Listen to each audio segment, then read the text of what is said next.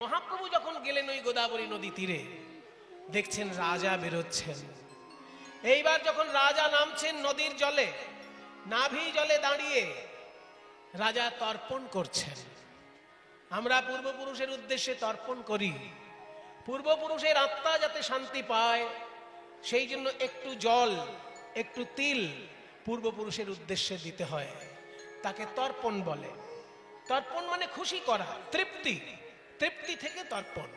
পূর্বপুরুষ যাতে তৃপ্তি পায় সেই জন্য জল আর তিল পূর্বপুরুষের উদ্দেশ্যে দিতে হয়। মহারাজ হাতে জল নিন আর তিল নিন, বলুন এতৎ তিলোদকম পিতৃভ্যো স্বধা। সাহা নয়, আমি বলছি আগে বলছি, সাহা বলা হয় দেবতার উদ্দেশ্যে, আর পিতার উদ্দেশ্যে বলা হয় স্বধা। শুনে নিন, এগুলো জেনে রাখুন সবাই। যখন পিতার উদ্দেশ্যে জল দেবেন তখন বলতে হবে স্বধা, দন্তেশ্বয় বফলা ধয়াকার, ধ ধ। অগ্নি দেবতার দুই স্ত্রী, একজনের নাম স্বাহা, একজনের নাম স্বধা। ওই জন্য চণ্ডীতে বলেছে না, স্বাহা স্বধা নমস্তুতে। স্বাহা তিনিও অগ্নির স্ত্রী, আর স্বধা তিনিও অগ্নির স্ত্রী। স্বাহা বলতে হয় যখন দেবতার উদ্দেশ্যে ঘৃতাহুতি দিতে হয়। যজ্ঞে যখন দেবতার উদ্দেশ্যে ঘৃতাহুতি দেওয়া হয়, ওম অগ্নিমীড়ে পুরোহিতম যজ্ঞস্য দেবম ঋত্বিজম হোতারম রত্নধাতমম ওম অগ্নয়ে স্বাহা ইদম অগ্নয়ে। এটা দেবতার উদ্দেশ্যে যখন হয়, দেবতার উদ্দেশ্যে যখন ঘৃতাহুতি দেওয়া হয় যজ্ঞ কুণ্ডে, সেটাকে বলতে হয় স্বাহা, দন্তেশ্বয় বফলা আকার হয়াকার, স্বাহা। আর পিতার উদ্দেশ্যে যখন জল তিল দিতে হয় সেটাকে বলা হয় পিতৃভ্যো স্বধা, দন্তেশ্বয় বফলা ধয়াকার, স্বধা। আরো আশ্চর্য গোপন কথা একটা বলে রাখি, এই স্বধা শব্দটাই ইরানে একটু ঘুরে ফিরে খোদা শব্দটা উচ্চারিত হয়েছে। মুসলমানরা যে আল্লাহর উদ্দেশ্যে খোদা বলে না, ওই খোদাটা কিন্তু আরবি শব্দ নয়, ইরানি শব্দ, পার্সি শব্দ। পার্সি মানে ইরানি। ইরানের ভাষাকে পার্সি ভাষা বলা হয়। পার্সি ভাষা আসলে সংস্কৃত ভাষা। পার্সি ভাষার মূল যদি খুঁজতে চান তাহলে বৈদিক সাহিত্যের সঙ্গে মিলে যায়। পার্সি ভাষার শব্দগুলো বৈদিক সাহিত্যের, সেই জন্য স্বধা মানে পিতা, তারা আল্লাহকে পিতা হিসেবে চিন্তা করে খোদা বলছে। আসলে ওটা সংস্কৃত থেকে এসেছে। স্বধা সেটাই ইরানে পার্সি ভাষায় খোদা হয়ে গেছে। আল্লাহ এবং খোদা একই বস্তু, একই ঈশ্বর মুসলমানদের কাছে। আল্লাহ শব্দটা আরবি, খোদা শব্দটা পার্সি। আল্লাহ শব্দটা সৌদি আরবের, আর খোদা শব্দটা ইরানের। আর ইরান কিন্তু মূলত বৈদিক সাহিত্যের দেশ। ইরানের মূল ভাষা বেদের ভাষার সঙ্গে এক। এইগুলো জেনে রাখা দরকার প্রত্যেকটি মানুষের, যে খোদা শব্দটা কিন্তু বেদের থেকে এসেছে। বেদে ভগবানকে খোদা বলা হয়েছে, স্বধা বলা হয়েছে। পিতার উদ্দেশ্যে যখন স্বধা শব্দটা উচ্চারণ করা হয়, সেই স্বধা থেকে খোদা শব্দটা ইরানে উৎপন্ন হয়েছে। ঘুরে ফিরে তারা কিন্তু বেদের কথাই মানছে, অথচ বেদ বিরোধিতা করছেন অনেকে ভুল করে। সেই জন্য আমাদের বড় অহংকার। ভারতবাসীর এটা গর্বের বিষয় যে পৃথিবীর কাছে ঈশ্বরের কথা প্রথম শুনিয়েছেন ভারতের মুনি ঋষিগণ। কারণ ইসলাম ধর্মের কোরআন ১৫০০ বছরের বেশি পুরনো নয়, খ্রিস্টানদের বাইবেল ২০০০ বছরের বেশি পুরনো নয়, বৌদ্ধদের ত্রিপিটক ২৫০০ বছরের বেশি পুরনো নয়, কিন্তু বেদ বেদান্ত আরো হাজার হাজার বছর প্রাচীন মুনি ঋষির সাহিত্য।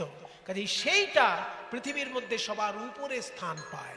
ঐতিহাসিকদের কাছে বেদের শাস্ত্র সবার উপরে স্থান, তারপরে অন্যান্য সমস্ত সাহিত্য। ঐতিহাসিকদের কাছে বলছি, মানুষের কথা আমি বলছি না। ঐতিহাসিক গবেষক যারা, তারা এইসব কথা বলেছেন। সেই জন্য পিতার উদ্দেশ্যে যখন কিছু সমর্পণ করবেন সেটাকে বলতে হবে স্বধা।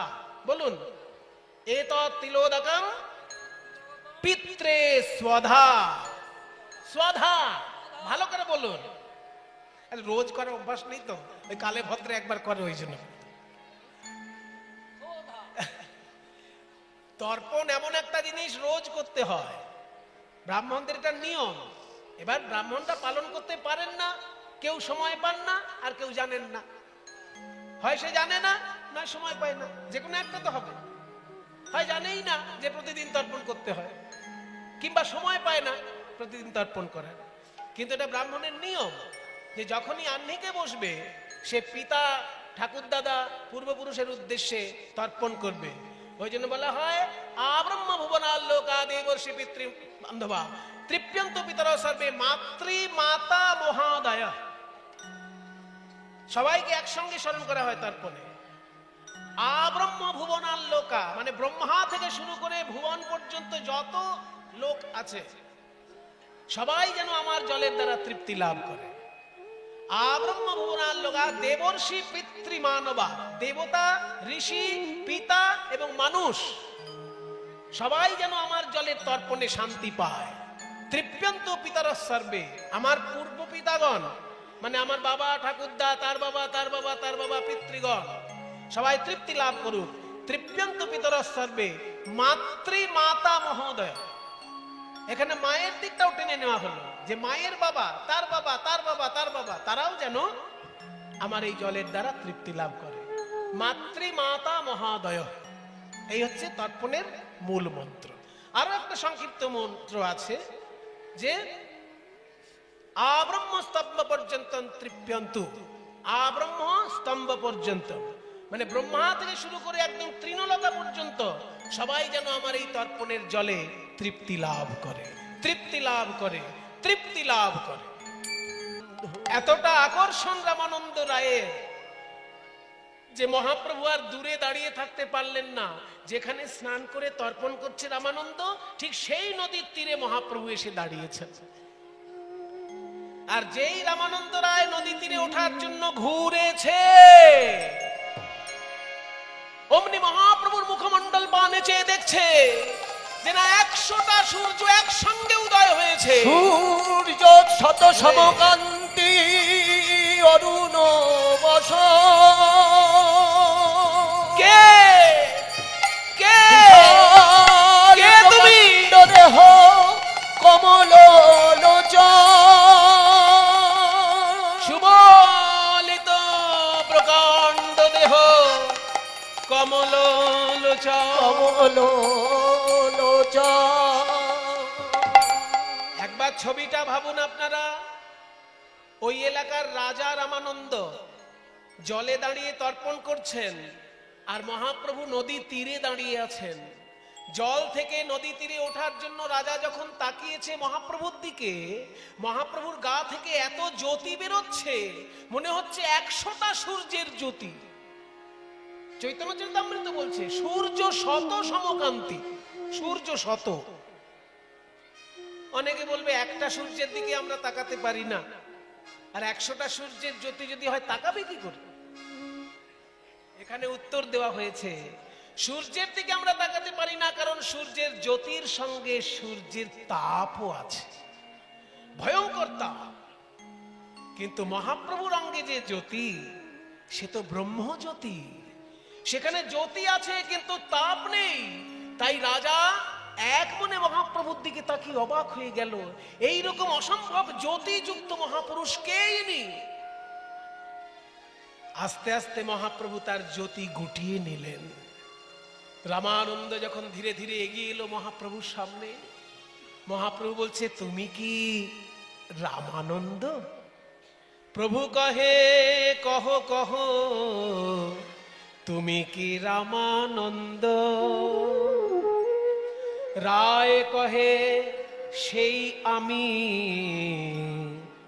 দাস শূদ্র মন্দ। চৈতন্য চরিতামৃতে কি সুন্দর বলছে দেখো। মহাপ্রভু জিজ্ঞাসা করেছে একটা প্রশ্ন, আর রামানন্দ উত্তর দিচ্ছে 3টে। মহাপ্রভু বলছেন তুমি কি রামানন্দ? শুধু এইটুকু বললে তো মিটে যেত, হ্যাঁ আমি রামানন্দ। কিন্তু না, রামানন্দ উত্তরটা কি দিল? যে যে নামের লোককে আপনি খোঁজ করছেন আমি সেই নামের লোক, কিন্তু আমার বৈশিষ্ট্যগুলো আপনি শুনে রাখুন। আমার যে বৈশিষ্ট্য সেগুলোও বলে দিলেন একবারে, যে রায় কহে সেই আমি, মানে হ্যাঁ আমিই রামানন্দ, কিন্তু আমি কে না দাস শূদ্র মন্দ। আমি আপনার মতন সন্ন্যাসীদের চরণের দাস, জাতিতে আমি শূদ্র আর স্বভাবে আমি মন্দ। তো যখনই এইরকম বলেছে দাস শূদ্র মন্দ, অমনি মহাপ্রভু মুচকি হাসছেন, হেসে বলছে অত দীনতা আমার কাছে প্রকাশ করো না রামানন্দ। তুমি আমার দাস কি করে হবে? তুমি কৃষ্ণ কথা বলবে, আমি শুনতে এসেছি, তাহলে কে বড় আর কে ছোট? আমিই তো তোমার কাছে ছোট, কারণ তুমি বলবে আর আমি শুনবো। যদি একজন বলে আর একজন শোনে, তাহলে বেশি মূল্য কার থাকে? যখন স্কুলে মাস্টার মশাই বলে ছাত্ররা শোনে, তাহলে স্কুলে মূল্যটা কার বেশি? মাস্টারের বেশি মূল্যটা নয়? তিনি বেশি জানেন, ছাত্রের থেকে তো বেশি জানেন, তাই ছাত্রকে তিনি বলছেন। তাহলে শিক্ষক আর ছাত্রের কাছে যদি বড় ছোট ঠিক করা হয়, বড়টা শিক্ষকই হবে, কারণ সে বেশি জানে তাই বলছে, আর ছাত্র কম জানে তাই শুনছে। তাহলে তুমি কৃষ্ণ কথা বলবে, তুমি হচ্ছে বক্তা, আমি হলাম শ্রোতা, তাহলে আমার দাস তুমি কি করে হবে? আমি তোমার থেকে ছোট, এটা আমি মেনে নিতে পারি। আর তারপর বলে শূদ্র, শূদ্রের যে কাজ তোমার সঙ্গে তো সেই কাজ মিলছে না। এমনি শাস্ত্রে আমরা কি দেখি? ব্রাহ্মণের 6টি কাজ। ব্রাহ্মণের কাজ হচ্ছে অধ্যাপনম অধ্যয়নম যজনম যাজনম তথা দান প্রতিগ্রহং চৈব সর্বিধং ব্রহ্মকর্মাণ। বলছে ব্রাহ্মণের 6টি কাজ। অধ্যাপন মানে পড়ানো, অধ্যয়নম নিজে পড়া, নিজে পড়বে, বেদ পাঠ করবে এবং বেদ শিক্ষা দেবে, এটা প্রথম দুটো। তারপর হচ্ছে নিজে পুজো করবে এবং পুজো শিখিয়ে দেবে বা পুজো করিয়ে দেবে। দান গ্রহণ করবে এবং দান করবে। এই 6টি হচ্ছে ব্রাহ্মণের বৈশিষ্ট্য। ক্ষত্রিয়ের বৈশিষ্ট্য কি? সে শাসন করবে। বৈশ্যের বৈশিষ্ট্য কি? সে ব্যবসা বাণিজ্য চাষবাস করবে। শূদ্রের বৈশিষ্ট্য কি? সমাজে বাকি যতগুলো কাজ থাকলো সেগুলো সব তারা করবে। মোটামুটি বর্ণাশ্রম ধর্মের এই বৈশিষ্ট্য। তা তুমি তো কাজ করছো, রাজার কাজ করছো, তুমি এই এলাকার রাজা, মানে তুমি তো রাজার কাজ করছো, আর রাজার কাজ তো ক্ষত্রিয়ের কাজ। তাহলে তুমি শূদ্র নিজেকে বললে কি করে?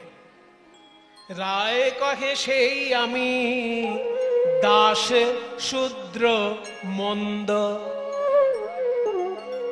আমার প্রথম পরিচয় আপনার মতো সন্ন্যাসীর দাস আমি, দ্বিতীয় পরিচয় জাতিতে শূদ্র। তাহলে আমি মানলাম না, শূদ্র কথাটা কেটে দিলাম, কারণ শূদ্রের কাজ তুমি করছো না, তুমি রাজার কাজ করছো, আর রাজার কাজ হচ্ছে ক্ষত্রিয়ের কাজ।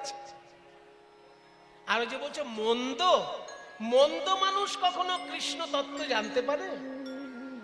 যার হৃদয়টা মন্দ থাকবে সে কৃষ্ণ রসে রসায়িত হবে কি করে? মুখে হয়তো সে অনেক বুলি আওড়াতে পারে, কিন্তু শুদ্ধ ভক্তি তো তার হৃদয়ে থাকবে না। মুখে বুলি আওড়ে দিতে পারে।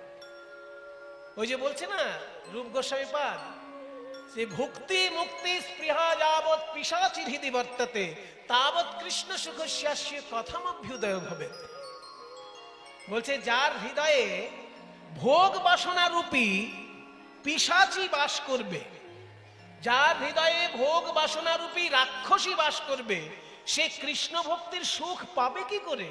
তার হৃদয়ে কৃষ্ণ ভক্তির সুখ আসতেই পারে না। আর সেই কৃষ্ণ ভক্ত যেহেতু তুমি কখনো মন্দ লোক হতেই পারো না। তুমি এখন ঘরে যাও, কারণ তোমার আশেপাশে যারা আছে তারা তোমাকে দেখে অবাক হচ্ছে। তুমি এইভাবে চোখের জলে ভাসছো। একজন রাজা যদি একজন সন্ন্যাসীকে দেখে ক্রন্দন করে, সাধারণ লোকের কাছে সেটা আশ্চর্য লাগে। তো তুমি আমাকে দেখে কাঁদছো বলে তোমার পাত্রমিত্র পারিষদ তারা ভাবছে রাজা কি পাগল হয়ে গেল, এইরকম সন্ন্যাসীকে দেখে কাঁদছে। আর আমাকে দেখে ভাবছে আমি সন্ন্যাসী মানুষ, রাজা স্পর্শ করা আমার পাপ। সন্ন্যাসীদের কিন্তু রাজা স্পর্শ করা পাপ। কিন্তু যেহেতু রামানন্দ কৃষ্ণ ভক্ত, তাই মহাপ্রভু তাকে বুকে জড়িয়ে ধরছে। তো বলছে সন্ন্যাসীর তো রাজাকে স্পর্শ করাই পাপ, আর ইনি তো দেখছি রামানন্দকে বুকে জড়িয়ে ধরে কাঁদছেন, কি করে হলো? এই তো সন্ন্যাসী দেখি পরম গম্ভীর, এই তো সন্ন্যাসী দেখি তেজ ব্রহ্ম সম, শূদ্র আলিঙ্গিয়া কেন করেন ক্রন্দন। আবার রাজা সম্পর্কে বলছে, এই রাজা হয় মহাপণ্ডিত পরম গম্ভীর, সন্ন্যাসী দর্শনে কেন হইল অস্থির। কাজেই তুমি যে আমাকে ভালোবাসছো, তোমার পাত্রমিত্র পারিষদ এরা বুঝতে পারছে না। তুমি এখন বাড়ি যাও, সন্ধ্যাবেলায় আমার কাছে আসবে, তোমার কাছে আমি কৃষ্ণ তত্ত্ব শুনবো। এই যে রামানন্দকে মহাপ্রভু দেখে মহাপ্রভু ক্রন্দন করছেন আনন্দে, কে এই রামানন্দ? এইটা জানার জন্য আমাদের একটু বৃন্দাবনে যেতে হবে। বৃন্দাবনে একদিন রাধারানী শ্রীকৃষ্ণকে কাছে পেয়ে ভাবছেন আমি একটু ভালো করে আলিঙ্গন করি কৃষ্ণকে। যেই না কৃষ্ণকে আলিঙ্গন করতে গেছেন, অমনি ললিতা বাধা দিলেন, রাধে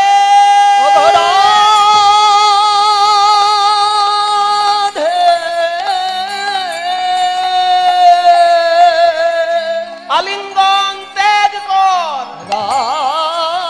আলিঙ্গন ত্যাগ কর, আলিঙ্গন ত্যাগ কর।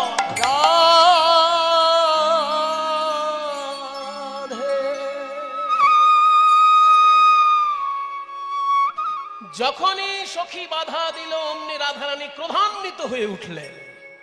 ললিতা, আমি আমার গোবিন্দকে সারাদিন দেখতে পাই না। গোবিন্দ থাকে গোষ্ঠ গোচারণে, আর আমি থাকি দুর্জন গুরুজনের মধ্যে। আমি সারাদিন তাকে দেখতে পাই না, আর আজকে একটু কাছে পেয়ে গোবিন্দকে আলিঙ্গন করছি, তুই বাধা দিলি। তার মানে আমার মনে আনন্দ হোক, এটা তুই চাস না। কৃষ্ণের সঙ্গে আমার মিলনে তুই যখন বাধা দিলি, তোকে আমি অভিশাপ দিলাম, তুই নরকুলে জন্মগ্রহণ কর। ললিতা বলে, ওগো রাধে, আমাকে অভিশাপ দেবার আগে তুই কেন ভেবে দেখলি না আমি কেন তোকে বাধা দিলাম? হ্যাঁ, কেন বাধা দিলি সেটা জিজ্ঞেস কর আগে, আগেই তো অভিশাপ দিয়ে বসলি। হ্যাঁ বল, কেন বাধা দিলি? ওরে রাধে, রসগোল্লা খাওয়া ভালো না রসগোল্লা হওয়া ভালো? আপনারাই বলুন মায়েরা, রসগোল্লা খাওয়া ভালো না রসগোল্লা হয়ে যাওয়া ভালো? আপনি যদি রসগোল্লা হয়ে যান, আপনাকে তো লোকে খেয়ে নেবে, তার থেকে নিজে খেয়ে আনন্দটা পাওয়া ভালো না? সুগার যদি না থাকে, সুগার থাকলে অন্য কথা, কিন্তু যদি আপনার রসগোল্লা খাওয়ার সুযোগ থাকে, তো রসগোল্লা খাওয়া ভালো না হয়ে যাওয়া ভালো? খাওয়াই ভালো। আমি যদি রসগোল্লা হই, অন্য লোকে তো খেয়ে নেবে আমার। এই জন্য তোকে বাধা দিয়েছিলাম।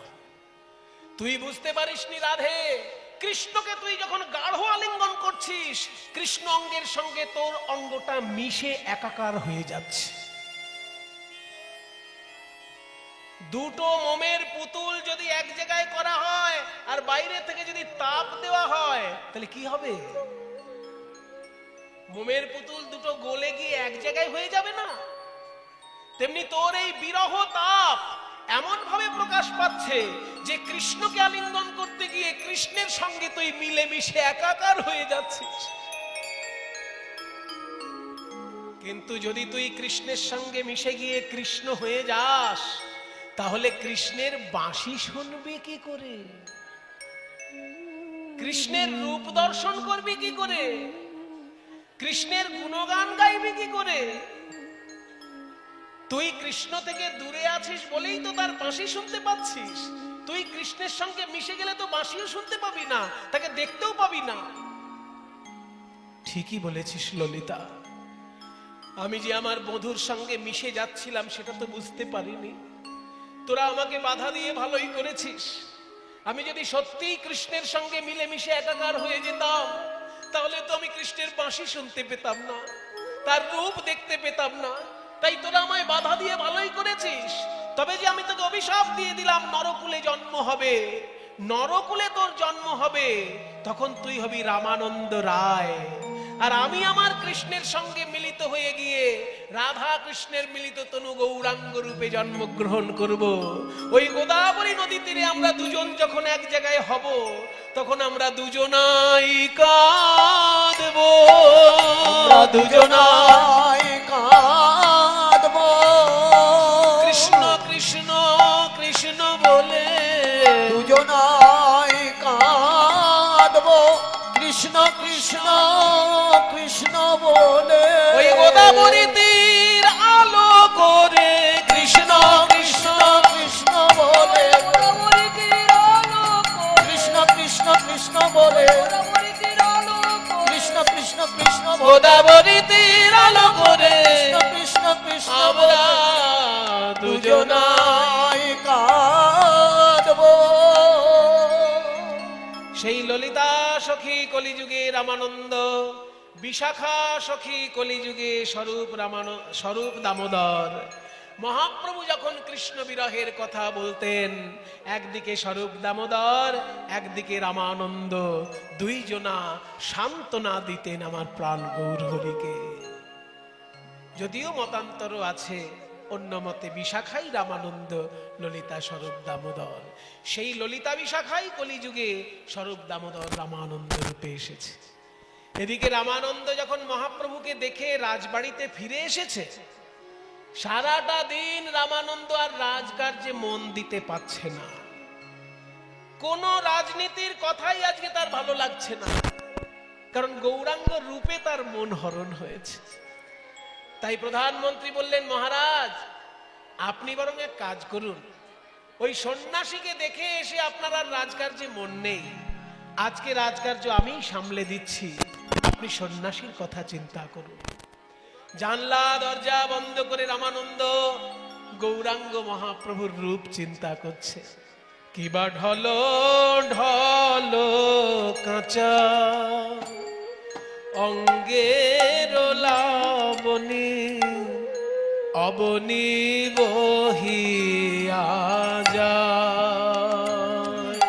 কিবা ঢলো ঢলো কাঁচা অঙ্গের লাবণী, অবনী বহিয়া যায়। আর ঈষৎ হাসির তরঙ্গ হিল্লোলে, ওই শত হাসির তরঙ্গ হিল্লনে, কত মদন মূর্ছা পায়, কত শত হাসির তরঙ্গ হিল্লনে, কত মদন মূর্ছা পায়। আমি কিবা সে গৌরাঙ্গ কিক্ষণে দেখিনু, আমার ধৈর্য রহিল দূরে। কিবা সে গৌরাঙ্গ কিখানে হেরিনু, আমার ধৈর্য রহিল দূরে। ওগো নিরবধি মোর চিত বেআকুল, কেন বা সদাই ঝুরে। ওগো নিরবধি মোর চিত বেআকুল, কেন বা সদাই ঝুরে।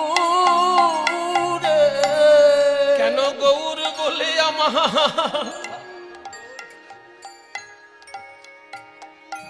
আমার প্রাণ কাঁদে গো, কেন গৌর বলে আমার প্রাণ কাঁদে গো।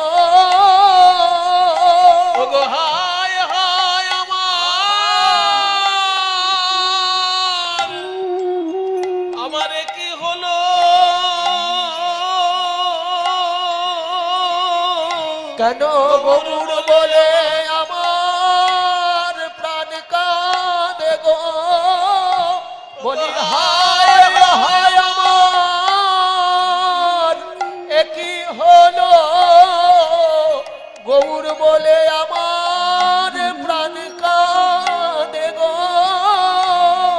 হায় হায় আমার একই হলো, কেন ওই গৌর রূপে নয়ন গেল।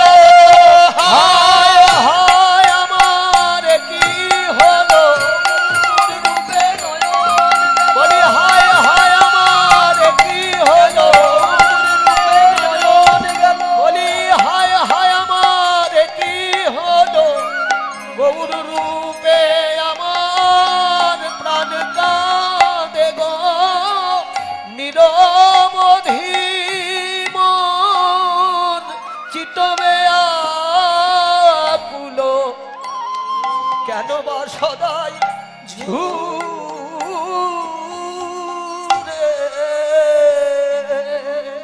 সারাটা দিন জানলা দরজা বন্ধ করে ক্রন্দন করছেন গৌর গৌর গৌর বলে।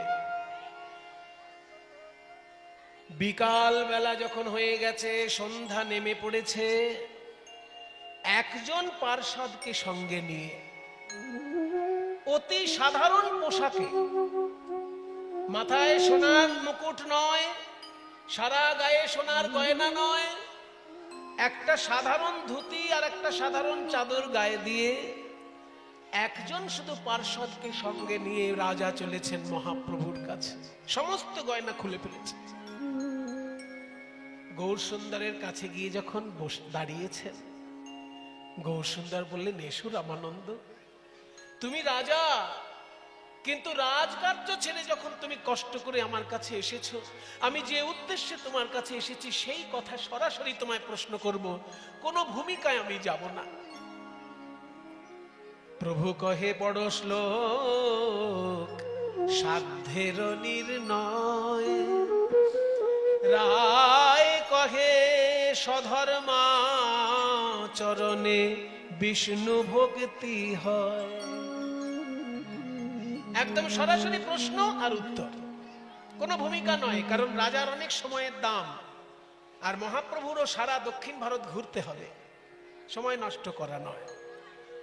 সরাসরি প্রশ্ন করলেন রামানন্দের কাছে, রামানন্দ, ভক্তি হয় দু রকমের, সাধন ভক্তি আর সাধ্য ভক্তি। সাধন ভক্তির কথা আমরা শ্রীমদ্ ভাগবতে শুনতে পাই, শ্রবণং কীর্তনং বিষ্ণু শরণম পাদ সেবনম, এগুলো সাধনার ভক্তি। সাধনা করে গেলে একদিন কৃষ্ণ দর্শন দেবেন। কিন্তু আমি এমন ভক্তির কথা জানতে চাইছি যে সাধনা করতে করতে যে ভক্তি পাওয়া যায়, সেই ভক্তিটার কথা একটু ভালো করে বুঝে নিন। ভক্তি দু রকমের, সাধ্য ভক্তি আর সাধন ভক্তি। সাধন ভক্তি হচ্ছে সাধনা করে করে যাওয়া, আর সাধনা করতে করতে যে ভক্তি আসে সেটার নাম সাধ্য ভক্তি। আর একটু সহজ করে উদাহরণ দিলে বুঝতে পারবেন। মনে করুন আপনি কোনো একটা বড় কলেজে ভর্তি হতে চাইছেন, মাধ্যমিক পাশ করেছেন, উচ্চ মাধ্যমিক পাশ করেছেন, এবার বিএতে বা বিএসসি বিকমে কোনো একটা বড় কলেজে ভর্তি হতে চাইছেন। কিন্তু বড় কলেজের একটা বৈশিষ্ট্য আছে, তারা কিন্তু আপনার রেজাল্ট দেখে ভর্তি নিয়ে নেবে না। আপনার রেজাল্ট দেখে তারা নামের লিস্ট টাঙাবে যে এই ছেলেগুলোকে আমরা পরীক্ষা নেব যে এরা আমাদের কলেজে পড়ার উপযুক্ত কিনা, তাই না? আপনি ফর্ম ফিল আপ করে দিলেন, রেজাল্ট দিয়ে দিলেন, কিন্তু আপনার রেজাল্টে ভালো মার্কস আছে মানে আপনি ভর্তি হয়ে যাবেন এমন কোনো ব্যাপার না। কলেজ কিন্তু চাইবে, যদি ভালো কলেজ হয়, যে আমার কলেজে আমি যেমন তেমন ছাত্রছাত্রীকে ঢোকাবো না, আমরা আলাদা করে পরীক্ষা নেব, সেই পরীক্ষায় যদি পাশ করে তবে আমরা ছাত্রছাত্রীকে ভর্তি নেব, তার রেজাল্ট যতই ভালো হোক। আমাদের পরীক্ষায় পাশ না করলে আমরা নেব না। তাহলে এই যে কলেজ যে পরীক্ষাটা নেয়, এই পরীক্ষাটার নাম অ্যাডমিশন টেস্ট বা প্রবেশিকা পরীক্ষা। কিন্তু এই প্রবেশিকা পরীক্ষা পাশ করে কেউ যদি ভাবে আমি বিএ পাশ করে গেছি, সে কি ঠিক ভাবছে? এই প্রবেশিকা পরীক্ষাটা পাশ করলো মানে সে ওই কলেজে পড়ার অধিকার পেল। এইবার ওই কলেজে পড়ুক 3 বছর, তবে তো সে বিএ পাশ করবে। ওই যে কলেজে ভর্তি হওয়ার যে পরীক্ষাটা, এই পরীক্ষাটার নাম হচ্ছে সাধন ভক্তি। আর 3 বছর পড়াশোনা করার পর যে বিএ পরীক্ষার আসল পরীক্ষা যেটা, সেইটা হচ্ছে সাধ্য ভক্তি। হ্যাঁ, আপনি কলেজে নাম লেখাতে পারেন কিন্তু পড়তে পারবেন না যদি কলেজের পরীক্ষায় পাশ না করেন। ওই কলেজের পরীক্ষাটার নাম অ্যাডমিশন টেস্ট। সেইটা পাশ করা মানে কিন্তু বিএ পাশ করা নয়। সেইটা পাশ করা মানে কলেজে পড়ার অধিকারটা পাওয়া। তারপরে আপনি 3 বছর ওখানে কষ্ট করে পড়বেন, তবে তো আপনি পাশ করবেন বিএ পাস। ঠিক তেমনি সাধন ভক্তি মানে বৃন্দাবনে প্রবেশ করার সে সুযোগটা পাবে। কিন্তু তারপর যে ভক্তির দ্বারা গোবিন্দ চরণ রাধা চরণ পাবে, সেই ভক্তিটার নাম সাধ্য ভক্তি। ওই সাধ্য ভক্তিটা আমি তোমার কাছে জানতে চাইছি। প্রভু কহে পড়ো শ্লোক সাধ্যের নির্ণয়। প্রভু কহে পড়ো শ্লোক সাধ্যের নির্ণয়। রামানন্দ রায় কহে স্বধর্মাচরণে বিষ্ণু ভক্তি হয়। রায় কহে স্বধর্ম আচরণে বিষ্ণু ভক্তি হয়। স্বধর্মাচরণ যদি কেউ করে যেতে পারে, স্বধর্মাচরণ মানে ব্রাহ্মণ ব্রাহ্মণের কাজ করবে, ক্ষত্রিয় ক্ষত্রিয়র কাজ করবে, বৈশ্য বৈশ্যর কাজ করবে, শূদ্র শূদ্রর কাজ করবে, এটা যদি ঠিকঠাক কেউ করে যায়, সেই একদিন ভগবানের চরণ পাবে। কারণ ভগবান বলছেন না গীতায় যে চাতুর্বর্ণং ময়া সৃষ্টম গুণ কর্ম বিভাগস্য। ব্রাহ্মণের কাজ হচ্ছে কি? ব্রাহ্মণের 9টি কাজ। একটু আগে বললাম 6টি, এখন আবার বলছি 9টি। গুলিয়ে যায়নি আমার। ওই 6টি হচ্ছে কর্ম আর 9টি হচ্ছে গুণ। ব্রাহ্মণের 9টি গুণ অর্জন করতে হয়। দেখবেন ব্রাহ্মণদের কাঁধে যে পৈতে থাকে, ও কৃষ্ণদা পৈতে আছে তো? কই দেখি। চেনা বামনের পৈতে লাগে না, আপনি তো এনাদের চেনা না, আমার চেনা, ওই তো পৈতে। ওই পৈতের মধ্যে 9টি সুতো আছে। তো 9টি সুতো কেন কোনোদিন জেনেছেন? এটা তো জানি না বাবা। পৈতের মধ্যে 9টি সুতো কেন? শ্রীমদ্ ভগবত গীতায় 18 নম্বর অধ্যায় খুলে দেখবেন। এবার বাড়ি যাবেন, বাড়িতে গিয়ে দেখবেন। কেউ দেখে না, আমি বলি সবাইকে। কেউ এসব শাস্ত্র শাস্ত্র মিলায় না, শুধু আসরে শোনে আর বাড়িতে গিয়ে আবার যেমন কে তেমন। শ্রীমদ্ ভগবত গীতায় 18 নম্বর অধ্যায়, সেইখানে 18 নম্বর অধ্যায়টাই শেষ অধ্যায়। ওইখানে দেখবেন লেখা আছে ব্রাহ্মণের 9টি গুণ থাকা উচিত। ওই জন্য পৈতের মধ্যে 9টি সুতো। এই পৈতেটা বারবার ব্রাহ্মণ দেখবে আর ভাববে যে যে 9টি গুণ আমার থাকার কথা, সেগুলো আমার মধ্যে আছে তো? যদি না থাকে তাহলে অর্জন করতে হবে। ওই 9টি সুতো কি কি? কোন কোন গুণের প্রতীক? সম দম তপ শৌচ ক্ষান্তি রাজ্যবিমোচ জ্ঞানং বিজ্ঞানম আস্তিক্যং ব্রহ্ম ধর্ম স্বভাবচ। সম মানে তালবস্যম, সম অর্থাৎ অন্তরিন্দ্রিয় সংযম। ভিতরের ইন্দ্রিয়কে সংযমকে করার নাম হচ্ছে সম। ভিতরের ইন্দ্রিয় কোনটা? 4টে: মন, বুদ্ধি, চিত্ত, অহংকার।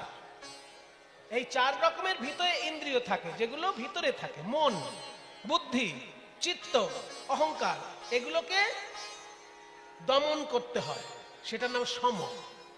আর বাইরের যে ইন্দ্রিয় চক্ষু, কর্ণ, নাসিকা, জিহ্বা, ত্বক, মুখ, পানি, পাদ, পায়ু, উপস্থ, এই বাইরের 10টি ইন্দ্রিয়কে নিয়ন্ত্রণ করা তাকে বলে দম। সম আর দম। তারপর তপ, তপ মানে তপস্যা। শৌচ মানে পবিত্রতা। ক্ষান্তি মানে ক্ষমা। আর্জবম মানে সরলতা। জ্ঞানম মানে শাস্ত্রজ্ঞান। বিজ্ঞানম মানে শাস্ত্রের ঊর্ধ্বে যে জ্ঞান লাভ হয়, ধ্যান করে যে জ্ঞান লাভ হয়, তাকে বলে বিজ্ঞান। আর আস্তিক্যম মানে বিশ্বাস। এই 9টি জিনিস যদি ব্রাহ্মণ অনুসরণ করে যেতে পারে, একদিন সে ভগবানের চরণ পাবেই পাবে। তারপরে ক্ষত্রিয়ের গুণ হচ্ছে 7টি: শৌর্য, তেজ, ধৃতির, দাক্ষিণ, যুদ্ধে চাপিয়া পলায়নম, দানম, ঈশ্বর ভাবশ্চ, ক্ষাত্র ধর্ম স্বভাবচ। শৌর্য, তেজ, ধৈর্য, দক্ষতা, যুদ্ধে না পালানো, দান করা এবং শাসন করা, এগুলো ঠিক ঠিক করে যদি কোনো ক্ষত্রিয় করে যায়, সেও একদিন ঈশ্বর পাবে। বৈশ্যের ধর্ম 3টি: কৃষি, গৌরক্ষা, বাণিজ্যম, বৈশ্য ধর্ম স্বভাবজ। চাষবাস করা, গরু বাছুর পালন করা এবং ব্যবসা করা, এই 3টে যদি সৎভাবে করে যেতে পারে কোনো বৈশ্য, সেও একদিন ঈশ্বর পাবে। সৎভাবে করতে হবে, লোক ঠকানো ব্যবসা যদি না করে, পাবে ঈশ্বর। আর বাকি যে কর্ম থাকলো সেগুলো সবই শুদ্ধ, সেও যদি মন দিয়ে করতে পারে, সে ঈশ্বর পাবে। এই চতুর্বর্ণের কাজ করে গেলেই ঈশ্বর পাবে। তখন মহাপ্রভু বলছেন, এটা তো বাইরের কথা, আমি আরো ভেতরের কথা জানতে চাইছি রামানন্দ। প্রভু কহে এহ বাহ্য, আগে কহো আর, আগে কহো আর। প্রভু কহে বাহ্য, আগে কহো আর, আগে কহো আর। রায় কহে কৃষ্ণে কর্মার পন সাধ্য সার, পন সাধ্য সার। রায় কহে কৃষ্ণে কর্মার কোন সাধ্য সার, কৃষ্ণে কর্মার কোন সার। আরো তাড়াতাড়ি যদি গোবিন্দ চরণ পেতে চায় কেউ, তাহলে সেটা আলাদা ব্যাপার। সেটা কি করতে হবে না, যে যা কাজ করছো সেটা কৃষ্ণ চরণে সমর্পণ করে দাও। কৃষ্ণ চরণে কর্মার্পণ। ভালো কোনো কাজ করলেই, মনে করুন একটা ছাত্র পড়াশোনা করতে পারছে না, আপনি তাকে 5,000 টাকা দিলেন, নে ভালো করে বইপত্র কেন, পড়াশোনা কর। কিন্তু ওটার পুণ্য যদি কিছু থাকে, সেটা আমার লাগবে না, গোবিন্দ চরণে যা। এটা যদি কেউ ভাবে, কোনো ভালো কাজ করে সেই কর্মফল নিজে ভোগ না করে কৃষ্ণ চরণে যদি কেউ সমর্পণ করে দিতে পারে, তাহলে সে কৃষ্ণ প্রাপ্তি তাড়াতাড়ি হয়ে যাবে। কৃষ্ণে কর্মার্পণ সাধ্যসা। ওই জন্য কৃষ্ণ বলছেন না গীতায়, যৎ করসি যদস্নাসি যৎ জুহুসি দদাসি যৎ, যৎ তপস্যসি কৌন্তেয় তৎ কুরুষ্ব মদর্পণম। তুমি যা খাচ্ছ আমাকে দিয়ে খাও, যে কাজ করছো আমাকে জানিয়ে করো, যেটাই তুমি করছো আমাকে একবার উৎসর্গ করো, তাহলেই তোমার সমস্ত দায়িত্ব আমার। কৃষ্ণে কর্মার্পণ করলে সে কৃষ্ণকে তাড়াতাড়ি পাবে। প্রভু কহে এহ বাহ্য, আগে কহ আর। প্রভু কহে এহ বাহ্য, আগে কহো আর। রায় কহে জ্ঞান মিশ্রা ভক্তি সাধ্য সার। রায় কহে জ্ঞান মিশ্রা ভক্তি সাধু সার। আরো তাড়াতাড়ি যদি কেউ কৃষ্ণকে পেতে চায় প্রভু, তাহলে জ্ঞান মিশ্র ভক্তি খুব ভালো জিনিস। জ্ঞান মিশ্র ভক্তি মানে ভক্তি থাকবে, জ্ঞানও থাকবে। দেখবেন কিছু কিছু লোক বলে যে ভক্তি থাকলেই হলো, অত শাস্ত্র টাস্ত্র পড়ার দরকার নেই, শুধু ভক্তি আচরণ করে যাও, অত শাস্ত্র পড়ে কি হবে, জ্ঞান অর্জন করে কি হবে, বলে অনেকে। কিন্তু জ্ঞান যদি না থাকে, তাহলে তার ভক্তিটা শক্তপোক্ত হয় না, দুর্বল ভক্তি হয়ে যায়।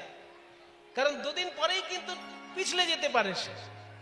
আর জ্ঞান অর্জন যদি আগে থেকে থাকে, তার ভক্তি কিন্তু পিছলাবে না, তাই না? শাস্ত্রে কি বলছে, সিদ্ধান্ত বলিয়া চিত্তে না করো অলস, ইহা হইতে লাগে কৃষ্ণে সুদৃঢ় মানস। সিদ্ধান্ত বলে সেটার প্রতি অলসতা প্রকাশ করো না, কারণ ওই সিদ্ধান্তটা ঠিক করে জানলেই তোমার কৃষ্ণ চরণের প্রতি মনটা যাবে। তাই শাস্ত্রজ্ঞানহীন ভক্তি খুব ভালো জিনিস নয়। কিন্তু আমার শ্রী গুরুদেব শ্রী বৈষ্ণবচরণ দাস বাবাজি মহারাজ খুব সুন্দর একটি উদাহরণ দিতেন যে যদি কারোর ভক্তি থাকে অথচ শাস্ত্র জ্ঞান নেই, সেটা যে ভালো জিনিস খুব সেটা বলা যাবে না। কারণ একটা গল্প, এবার একটা মুরগি নর্দমায় কেঁচো খুঁটে খুঁটে খায়। মুরগি যেমন খেয়ে বেড়ায় রাস্তাঘাটে, নর্দমায় কেঁচো নড়ছে ওইটাকেই খেয়ে নেয়। তো এই কেঁচো খুঁটে খুঁটে খেতে খেতে একটা মুরগি একদিন বড় একখানা হিরে কুড়িয়ে পেল। এবার কেঁচোতে একবার ঠোকা দিলেই কত সুন্দর রস বেরোয় সেখান থেকে, কিন্তু হিরেতে ঠোকা দিয়ে তার মুখটা ব্যথা হয়ে গেল, সেখান থেকে তো রস বেরোলো না। এ বাজে জিনিস। কেঁচোটাই খুব ভালো, কারণ কেঁচোতে ঠোকা দিলেই রস, আর হিরেতে যতবার ঠোকা দিচ্ছে মুখ ব্যথা হচ্ছে। সেই জন্য মুরগিটা করলো কি, পায়ে দিয়ে হিরেটা ধরলো আর দূরে ছুঁড়ে ফেলে দিল। দূরে ছুঁড়ে ফেলে দিল হিরে, একটা বড় হিরে। আর জানেন তো হিরে যত বড় হয় তত দাম বেশি হয়। হিরে বেশি বড় হতে পারে না, কারণ বড় হিরে কাটতে গেলেই ফটাস করে ফেটে যায়। ওই জন্য বড় হিরে হলে তার দাম বেশি হয়। এবার ওই বড় হিরেটা যখনই দূরে ছুঁড়ে ফেলে দিল, সেই পথে যাচ্ছিল একটা জহুরি, মানে যারা মণিমাণিক্য নিয়ে ব্যবসা করে। সে দেখলো একখানা হিরে, তাও মুরগি ছুঁড়ে ফেলেছে। নর্দমায় ছিল হয়তো, তবু ওই হিরেটাকে জলে ধুয়ে নিয়ে সে করলো কি, হিরেটাকে একেবারে ভিতর পকেটে, বুক পকেট মানে বাইরে নয়, ভিতরেরটা। কারণ মুরগি তো হীরের দাম জানে না, ও কেঁচোর ভালো মূল্য বোঝে। এইবার এই হিরেটা যখন জহুরি পেয়েছে, একবারে বুক পকেটে নিয়েছে, আর মুরগিটার জন্য 1 কেজি কেঁচো এনে দিয়েছে। বলে তুই বসে বসে কেঁচো খা বাবা, কিন্তু যা আমায় তুই দিলি, এ আমার ছেলে মেয়ে নাতি নাতনি বসে খাবে। তাহলে মুরগি হীরের মূল্য বোঝে না, কেঁচোর মূল্য বোঝে। আর হীরের মূল্য কে বোঝে? ওই জহুরি। ওই জন্য হিরেটাকে সে বুক পকেটে নিয়ে রাখলো। তাহলে আমি যদি কৃষ্ণের মূল্য না বুঝি, তাহলে কৃষ্ণকে কি আমি উপাসনা করতে পারবো? আমার কাছে তো কৃষ্ণ একটা পাথরের মূর্তি মনে হবে যদি আমি কৃষ্ণের তত্ত্ব না জানি।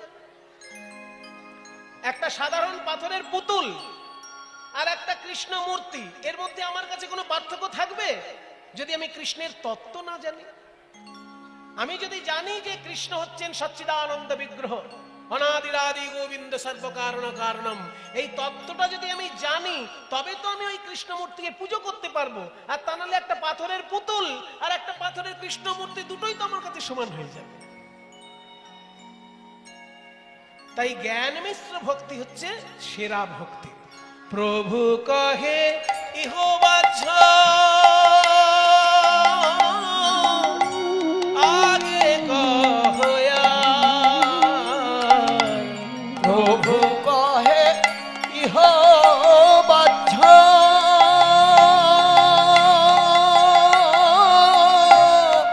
আগে কহয়া, রায় কহে জ্ঞান শূন্য ভক্তি সাধ্য কহে জ্ঞান শূন্য ভক্তি সাধসা। রামানন্দ, আমি আরো তাড়াতাড়ি কৃষ্ণকে পেতে চাই, আরো ভিতরের কথা কিছু বলো। রামানন্দ বলছে, প্রভু জ্ঞান শূন্য ভক্তি আরো ভালো। লে বাবা, এ তো কথা আবার উল্টে দিল। একটু আগেই বললো জ্ঞান যুক্ত ভক্তি ভালো, কারণ ওই মুরগির গল্প। এখন আবার বলছে জ্ঞান শূন্য ভক্তি নাকি আরো ভালো। তুমিই তো বললে রামানন্দ যে জ্ঞান মিশ্র ভক্তি হলে ভালো কথা, তুমি আবার বলছো জ্ঞান শূন্য ভক্তি। শোনো প্রভু, এখানে জ্ঞান শূন্য ভক্তি মানে শাস্ত্রজ্ঞানহীন ভক্তি নয়। বলে তাহলে এখানে জ্ঞান শূন্য ভক্তি বলার উদ্দেশ্য হচ্ছে যে শাস্ত্রজ্ঞান থাকবে, কিন্তু শাস্ত্রজ্ঞানের অভিমান যেন না থাকে। এই মানেগুলো যদি না বোঝে তাহলে কিন্তু বিপদ হয়ে যাবে। জ্ঞান শূন্য ভক্তি মানে যদি কেউ ভেবে ফেলে ও আমার কোনো জ্ঞান ট্যান দরকার নেই, শাস্ত্র গীতা ভাগবত সব কিছু পড়ার দরকার নেই, শুধু ভক্তি করলি না। জ্ঞান শূন্য ভক্তি বলার উদ্দেশ্য হচ্ছে যে পড়াশোনা থাকবে, শাস্ত্র জ্ঞান থাকবে, কিন্তু জ্ঞানের অভিমান থাকবে না। মনে করুন আপনি কৃষ্ণ ভক্ত মানুষ, আপনি প্রতিদিন গীতা পাঠ করেন, আর প্রতিদিন যদি কেউ কিছু পড়ে তার আস্তে আস্তে মুখস্থ হয়ে যায়। তো যদি আপনার শ্রীমদ্ ভগবত গীতাটি মুখস্থ হয়ে যায়, রোজ পড়তে পড়তে পড়তে পড়তে দেখা গেল আপনার 18টা অধ্যায়ে 700 শ্লোক একদম মুখস্থ হয়ে গেছে।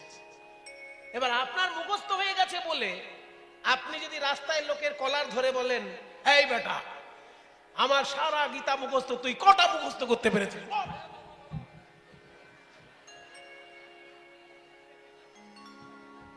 সেটা কি ভালো হবে? আপনার মুখস্থ হয়েছে, ভাগ্যবান আপনি। আপনার যদি গীতার শ্লোক মুখস্থ হয়ে থাকে খুব ভালো কথা, কি বলে, কিন্তু তা বলে আপনি যদি লোকের কলার ধরে বলেন যে আমার মুখস্থ আছে, তোর কটা হয়েছে বল বেটা, কি ক্ষমতা তোর গীতার শ্লোক মুখস্থ করবি? তাহলে ভক্তি আর তার থাকবে? ওই জন্য ভক্তিতে জ্ঞান থাকবে, কিন্তু জ্ঞানের অভিমান যেন না থাকে, এইটাকে বলছে জ্ঞান শূন্য ভক্তি। প্রভু কহে এহ হয় আগে কহো আর, প্রভু কহে এহ হয় আগে কহো আর, রায় কহে প্রেম ভক্তি, প্রেম ভক্তি। যখনই প্রেম ভক্তি বলেছে মহাপ্রভুর মুখে মুচকি মুচকি হাসি। আমি তো এই কথাটার জন্য আশা করছিলাম এতক্ষণ। রায় কহে প্রেম ভক্তি সর্বসাধু সার, রায় কহে প্রেম ভক্তি সর্বসাধ্য সার, প্রেম ভক্তি, প্রেম ভক্তি। ভালোবাসা দিয়ে যদি কেউ ভক্তি করে, মায়েরা, সেবা করা যদি কখনো বাধ্যতামূলক হয় সেটাকে সেবা বলে না, সেটাকে পরিষেবা বলে। কিন্তু সেবা যখন অন্তর থেকে আসে সেটা হচ্ছে সত্যিকারের সেবা। কি সেটা? প্রেম ভক্তি। আমি একটা উদাহরণ দিচ্ছি। একজন নার্স, মনে করুন সরকারি হাসপাতালে চাকরি পেয়েছে, নার্সের চাকরি। এবার প্রতিদিনই রোগীকে ইনজেকশন দিতে হচ্ছে। তো এত বেশি রোগীর সংখ্যা যে ইনজেকশন দিতে দিতে দিতে দিতে তার একেবারে বিরক্ত ধরে, তখন হাত ধরে এইরকম ভাবে দিয়ে দিল। কিন্তু ওই নার্স যখন নিজের বাড়িতে নিজের ছেলেকে ইনজেকশন দেবে, বলুন কতখানি পার্থক্য হয়ে যাবে সেখানে? সাধারণ একটা রোগীকে রোজ ইনজেকশন দেওয়ার মধ্যে তার যে বৈশিষ্ট্য, নিজের ছেলেকে যখন ইনজেকশন দেবে একই বৈশিষ্ট্য হবে কি? সেখানে তখন মাথায় হাত বুলিয়ে নানা রকম কায়দা করে, বাবা সোনা মনি মানিক আমার, ওই দেখ পাখি উঠছে, ওই যে পাখি, টুক করে ইনজেকশন। তাহলে বাইরের লোককে যখন সে সেবা দিচ্ছে সেটা সেবা নয়, সেটা পরিষেবা। কিন্তু যখনই অন্তর থেকে স্নেহ মাখানো সেবা চলে আসছে সেটা সত্যিকারের সেবা। ওই জন্য এমনি ভক্তি আর প্রেম ভক্তির মধ্যে ওই আকাশ পাতাল তফাৎ। ওই জন্য মীরাবাই বলেছেন যে সব থাকলেও, সব না থাকলেও চলবে, প্রেম ভক্তি থাকলেই তার জীবন ধন্য।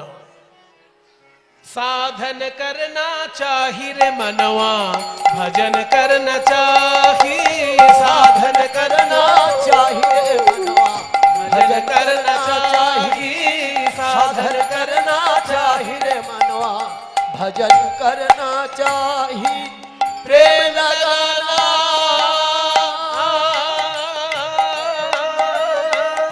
प्रेम लगाना चाहिए रे हरि से,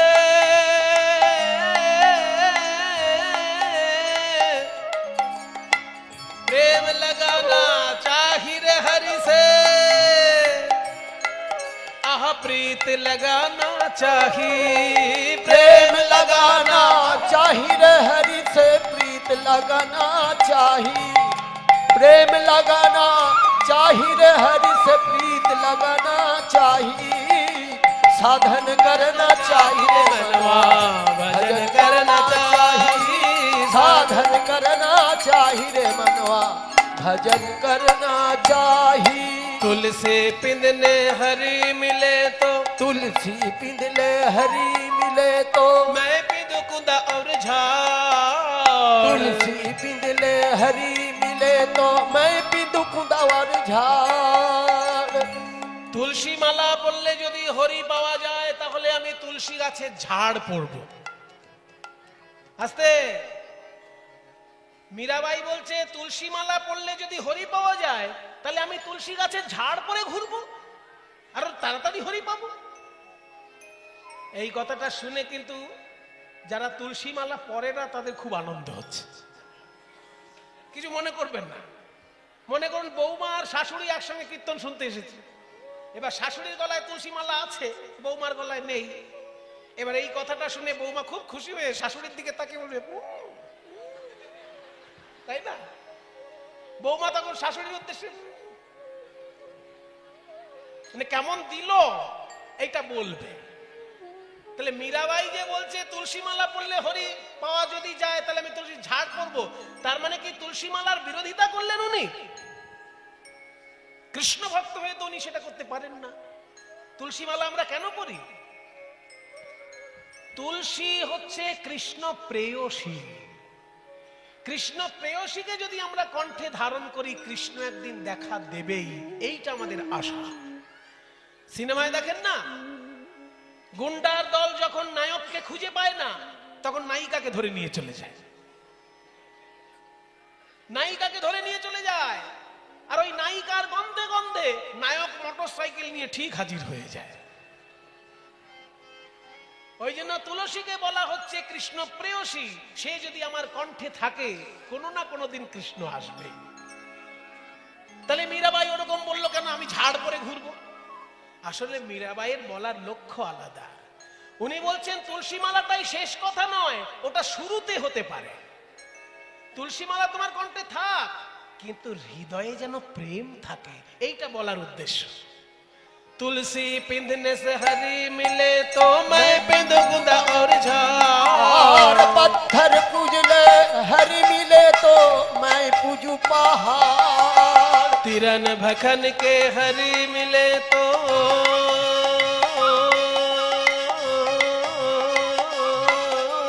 तिरन भखन के हरि मिले तो बहुत रहे हैं आजाद। ঘাস পাতা খেয়ে যদি ভগবান পাওয়া যায় তাহলে তো ছাগল প্রচুর আছে। নিরামিষ শাক পাতা খেয়ে যদি ভগবান পাওয়া যায় তাহলে তো ছাগল সারাদিনে নিরামিষ খাচ্ছে, সে কেন ভগবান পাচ্ছে না? এটা বলার মানে কিন্তু এই না যে তোমরা যা খুশি খেয়ে নাও, তাও না। এটা বলার উদ্দেশ্য হচ্ছে নিরামিষ খাওয়া অবশ্যই থাকবে, কিন্তু হৃদয়ে যেন প্রেম থাকে। ओ तिरन भखन के हरी मिले तो बहुत रहे स्त्री छोड़ के हरी मिले तो बहुत रहे हैं खोजा। स्त्री छोड़ के हरी मिले तो बहुत रहे हैं खोजा। স্ত্রী ত্যাগ করে যদি হরি পাওয়া যায় তাহলে তো নপুংসক অনেক আছে, তারা কেন পাচ্ছে না? दूध पीने से हरी मिले तो, नित नहाने से हरी मिले तो जल जंतु होई। नित नहाने से हरी मिले तो जल जंतु होई। নিত্য স্নান করলে যদি হরি পাওয়া যায়, ও মায়েরা কি হলো, বসো, বলছে যদি রোজ স্নান করলেই ভগবান পাওয়া যায় তাহলে তো মাছ চিংড়ি এরা তো জলেই ডুবে থাকে। নিত নহানে সে হরি মিলে তো জল জন্তু হই। नित नहाने से हरी मिले तो जल जंतु होई। फल मूल खा के हरी मिले तो बादुड़ बंदराई। अरे फल मूल खा के हरी मिले तो बादुड़ बदराई। এবার শেষ কথা বলছে মীরাবাই, दूध पीने से हरी मिले तो, दूध पीने से हरी मिले तो बहुत बत्स वाला दूध पीने से हरि मिले तो बहुत बत्स वाला। শুধু দুধ খেয়ে যদি ভগবান পাওয়া যেত তাহলে বাছুর তো দুধ ছাড়া কিছু খায় না, বাছুর পেয়ে যেত ভগবান। এইবার আসল কথা বলছে মীরাবাই। मीरा कहे बिना प्रेम से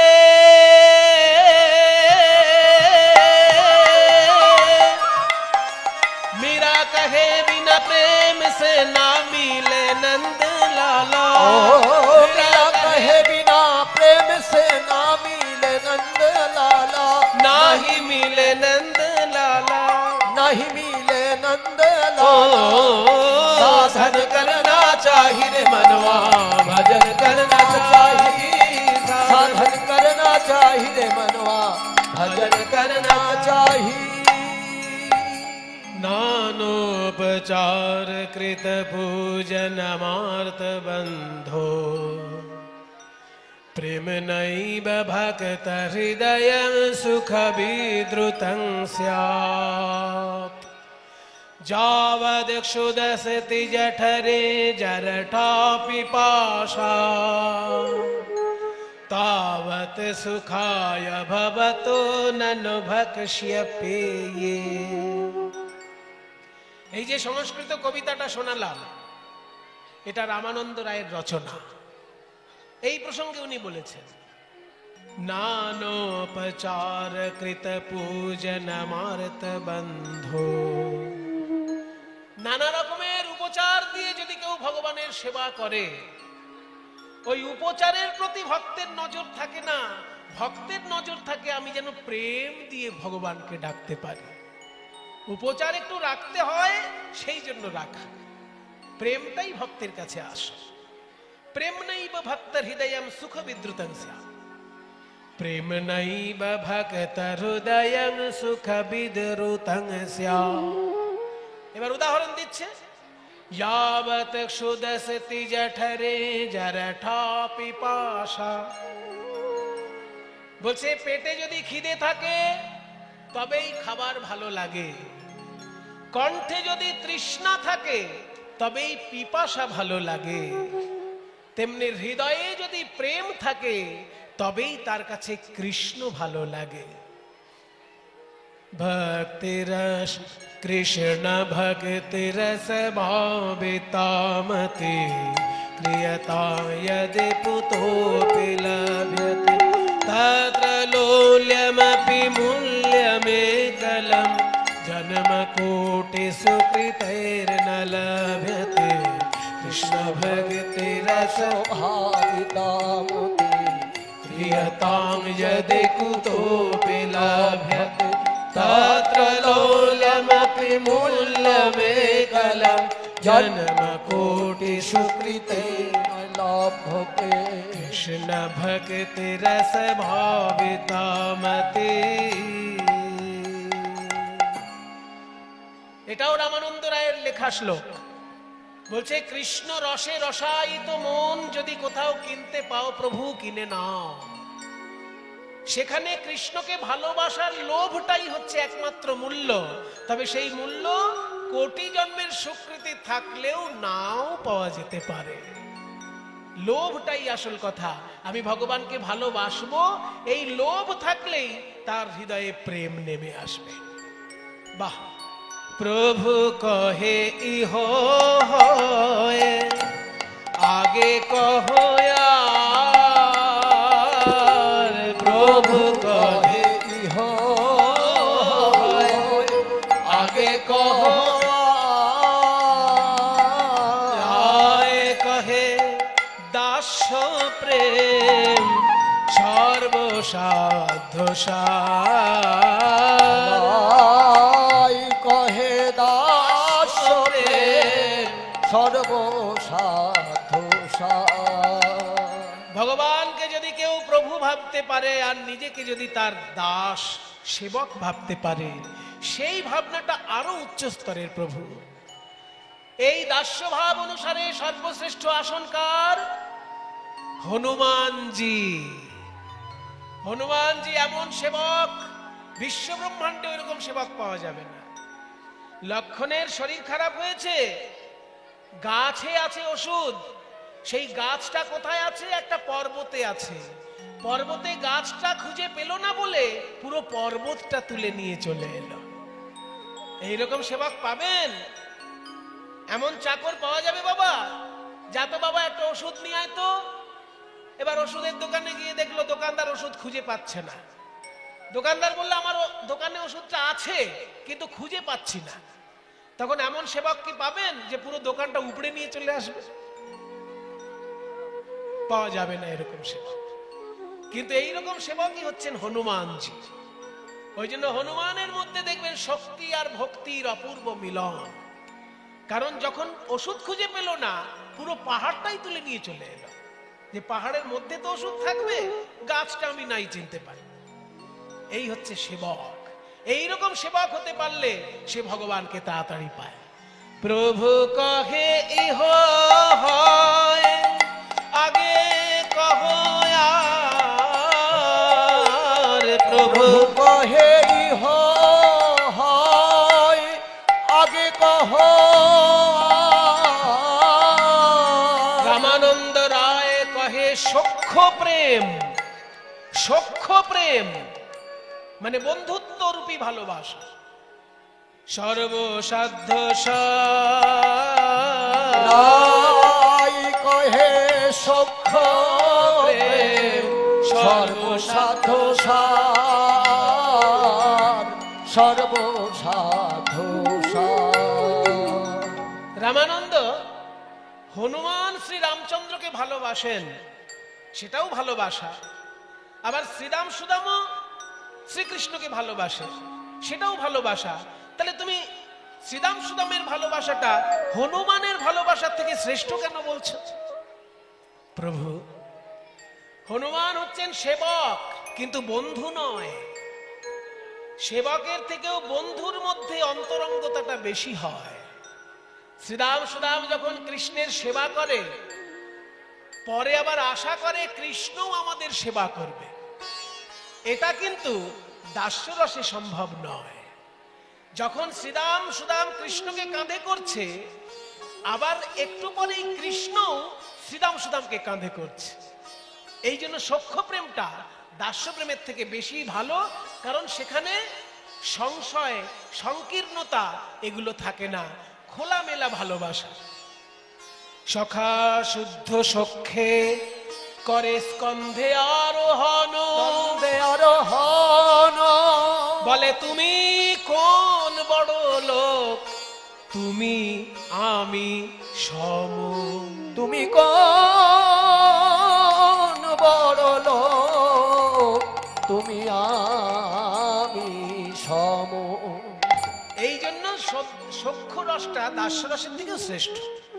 প্রভু কহে এ হই উত্তম, এ হই উত্তম, এ হই উত্তম।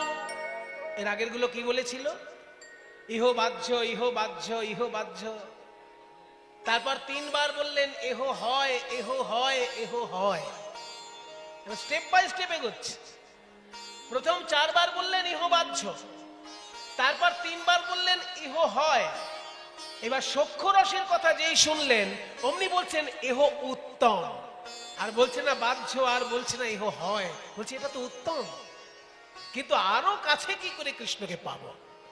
প্রভু কহে এহ উত্তম, আগে কহ কিছু আগে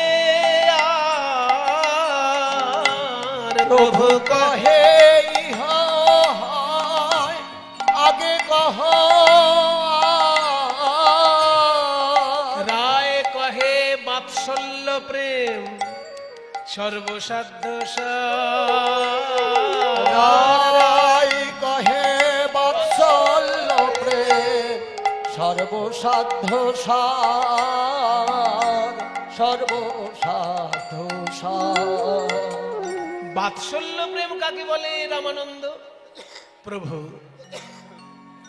ভগবানকে যদি কেউ সন্তান ভাবতে পারে, আর নিজেকে যদি ভগবানের পিতা বা মাতা, অভিভাবক ভাবতে পারে, তাহলে সেই ভালোবাসাটার নাম সখ্য প্রেম।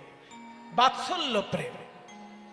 ভগবান সন্তান, আমি তার পিতা বা আমি তার মাতা, এই বোধটা হচ্ছে বাৎসল্য রস।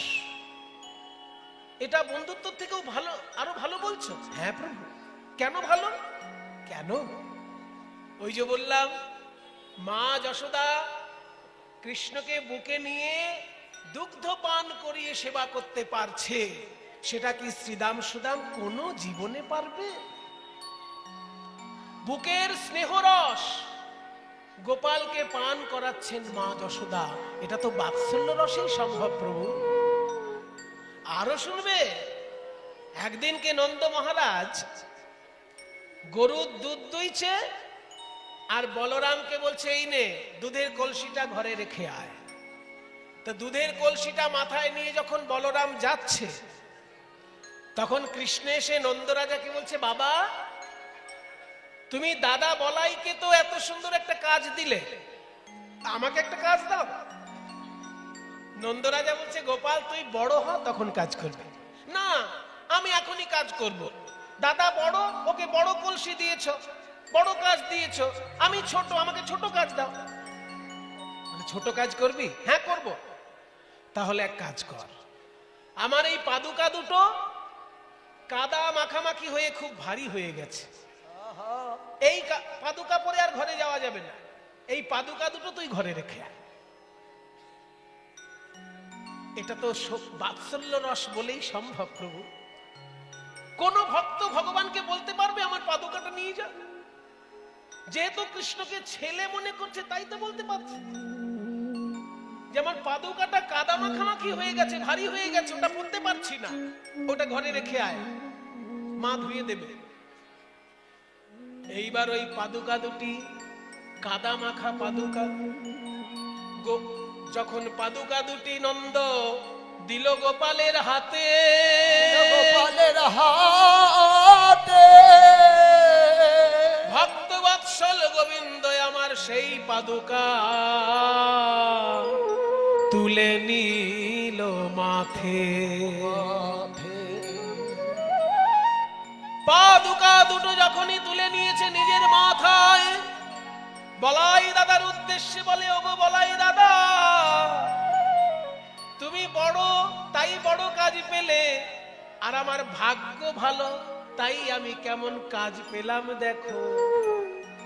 পিতা মাতার চরণ ধুলি গায়ে মাখা কি অত সহজ কথা?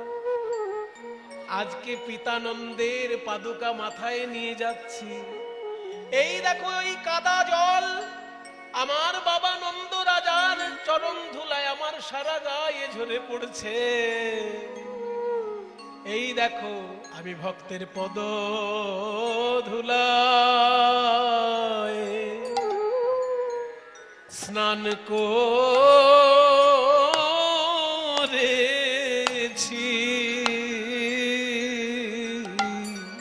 ভক্তের পদ ধুলা আমি স্নান করেছি।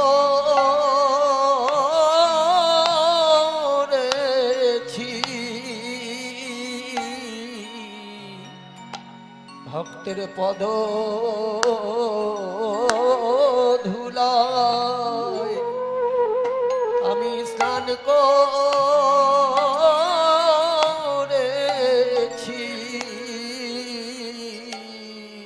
দেখো দাদা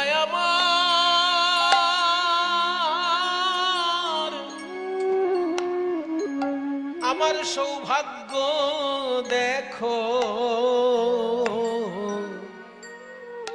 আমি ভক্তের পদ ধুলা স্নান করেছি।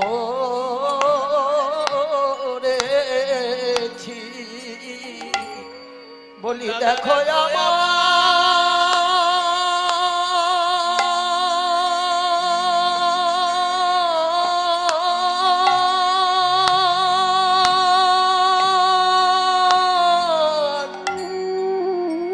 আমার সৌভাগ্য দেখো, ভক্তের পদ ধুলা স্নান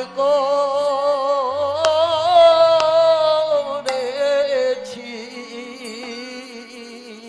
ভক্ত পদ ধুলিয়ার ভক্ত পদ ভক্ত জল, পদ ভক্ত ভক্ত অবশেষ এই তিন সাধনের মহাবল। সাধনের মহাবল। নৈষাঙ্গমতিস্তাবদুরুক্রমাঙ্ঘ্রি স্পৃশাত্যনার্থাপগমো যদর্থঃ মহীয়সাং পাদরজোভিষেকঃ নিষ্কিঞ্চনানাং ন বৃণীত यावत्। যতদিন মহৎ ভক্তর পদ ধুলায় স্নান না করা যায়, ততদিন কৃষ্ণ ভক্তির উদয় হয় না।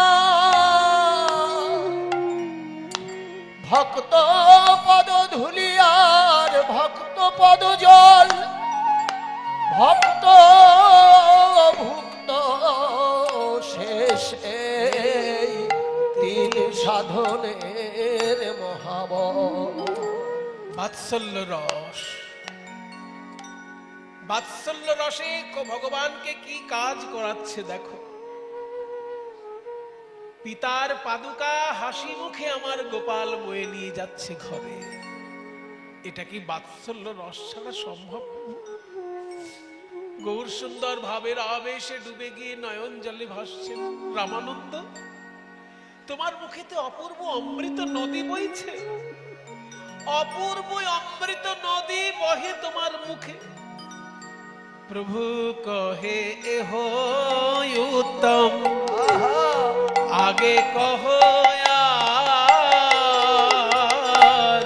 প্রভু কহে ইহ উত্তম, আগে কহ আর। রামানন্দ রায় কহে কান্তা প্রেম সর্বসাধ্য সার। রামানন্দ রায় কহে কান্তা প্রেম সর্বসাধ্য সার। রাধারানীর প্রেম, গোপীগণের প্রেম, মধুর রসের প্রেম সর্বশ্রেষ্ঠ প্রভু। হ্যাঁ, দাঁড়াও দাঁড়াও দাঁড়াও। মা যশোদা গোপালকে ভালোবাসে, তার থেকেও সেরা ভালোবাসা রাধারানীর? এটা কি করে হতে পারে? হ্যাঁ গো, মায়ের ভালোবাসা বেশি ভালো না গিন্নির ভালোবাসাটা বেশি ভালো? আমি যদি সাধারণ কোনো মানুষকে জিজ্ঞেস করি, আপনার জীবনে মায়ের ভালোবাসা পেয়েছেন, গিন্নির ভালোবাসাও পেয়েছেন, কোনটা সেরা বলে মনে হয়েছে আপনার? যে কোনো লোক উত্তর দেবে যে মায়ের ভালোবাসাই সেরা। মায়ের এক ফোঁটা দুধের ঋণ শোধ হবে না কোনদিন, তাই না? জন্ম জন্মান্তরে করিলে সাধনা, দয়াবতী দরদিনী মা আমার মা, দয়াবতী দরদিনী মা আমার মা, দয়াবতী দরদিনী মা। যে কোনো লোক বলবে যে জীবনে গিন্নির প্রেমও পেয়েছি, মায়ের স্নেহ পেয়েছি, শ্রেষ্ঠ কোনটা মনে হয়েছে আমার কাছে? না, আমার কাছে মায়ের স্নেহটাই সেরা বলে মনে হয়েছে। ওই জন্য সিনেমাতে ডায়লগ আছে, বউ গেলে বউ পাওয়া যায়, মা গেলে মা পাওয়া যায় না। আছে এইসব ডায়লগ সিনেমায়। কিন্তু আমি কালকেই বলেছি যে সিনেমার প্রেমের সঙ্গে রাধাকৃষ্ণের প্রেমকে গুলিয়ে ফেলবেন না। মায়ের স্নেহের কোনো তুলনা হয় না, একদম খাঁটি কথা। কিন্তু তা বলে মধুর রসের উপরে তার স্থান নয়। জায়গাটা বুঝতে হবে, ভালো করে বুঝে নিতে হবে বিষয়টা। আপনি নিজের ব্যক্তিগত জীবনে টেনে আনলে চলবে না। রাধা কৃষ্ণের লীলাটা রাধা কৃষ্ণের লীলার মতো চিন্তা করতে হবে, তবে তো তার সঠিক মূল্যটা বুঝবেন। আপনার কাছে মায়ের স্নেহ গিন্নির ভালোবাসার থেকে শ্রেষ্ঠ, তার মানেই মায়ের স্নেহ আর গিন্নির ভালোবাসা মানে বাৎসল্য রস আর মধুর রস বাৎসল্যের থেকে কম, এটা বলতে পারবেন না। কেন পারবেন না? না, মা যশোদা যখন ছানা মাখন তৈরি করছেন গোপালের জন্য করছেন, কিন্তু মা যশোদা যখন বিনুনি বাঁধছেন সেটা কি গোপালের জন্য বাঁধছেন?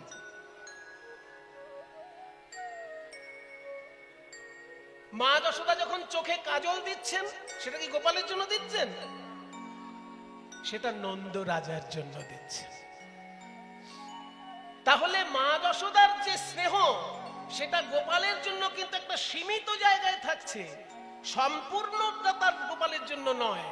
কিন্তু রাধারানী বা প্রেয়সী বা কৃষ্ণপ্রিয়া বা কৃষ্ণ স্ত্রী যারা আছেন তাদের মাথার চুল থেকে পায়ের নখ পর্যন্ত সবটাই কৃষ্ণ সেবাময়। সেই জন্য গুলিয়ে ফেললে চলবে না। রাধারানী যখন মাথার বিনুনিটা বাঁধছেন সেটা কৃষ্ণকে চিন্তা করে বাঁধছেন, পায়ে নেল পালিশ দিচ্ছেন, যখন আঙুলে নেল পালিশ দিচ্ছেন কৃষ্ণকে চিন্তা করে দিচ্ছেন, ঠোঁটে লিপস্টিক দিচ্ছেন কৃষ্ণকে চিন্তা করে দিচ্ছেন, পায়ের নখে পায়ে যখন আলতা পরছেন কৃষ্ণকে চিন্তা করে পরছেন। আজকে নীল পরবো না হলুদ পরবো সেটা কৃষ্ণের ভালো লাগবে তো সেইটা চিন্তা করে পরছেন। তার মানে সারাদিন যখন জেগে আছেন সমস্ত কাজ কৃষ্ণকে চিন্তা করে, এমনকি ঘুমিয়ে যখন পড়ছেন স্বপ্নেও কৃষ্ণকে চিন্তা করে কাজ করছেন।